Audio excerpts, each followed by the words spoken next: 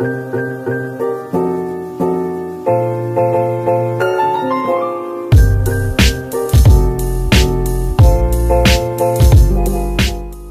大家好，欢迎来到老吉的影片。那我们今天装的机呢，就有我们的 i5 跟1060跟一个 Segotep 的 casing。那如果还没有 subscribe 我的朋友的话，记得去 subscribe 我的 channel 下支持我。那我再详细解释里面有什么 spec。CPU 呢，我们就用 i5 的 8th Generation 8400。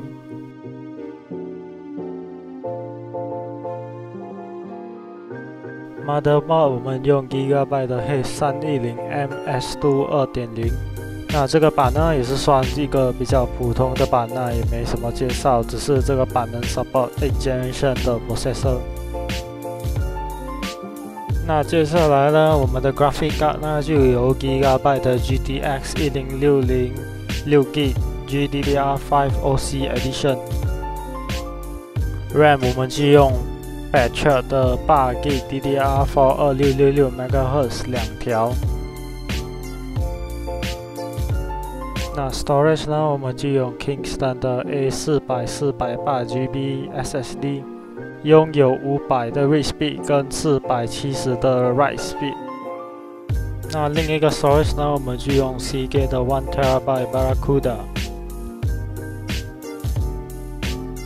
那 Power Supply 呢，我们就用 FSP 的 Hyper-K 500W 80+ White Certificate。Casing 呢，我们就用 Segotep 的 Lux 2 Black Edition。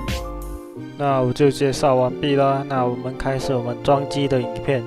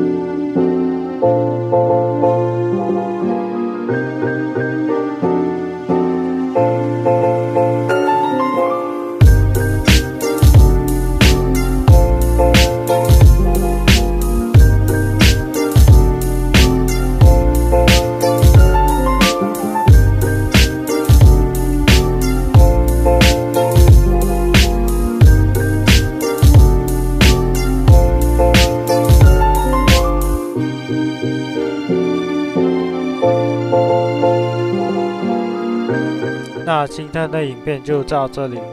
那如果你们喜欢我的影片的话，请按赞、分享跟 subscribe 我的 channel。那如果你们想跟我装机的话，可以去我的 Facebook page 留言。那我 Facebook page 的 link 已经放在下面了。我是老吉，我们下个影片见啦，拜拜。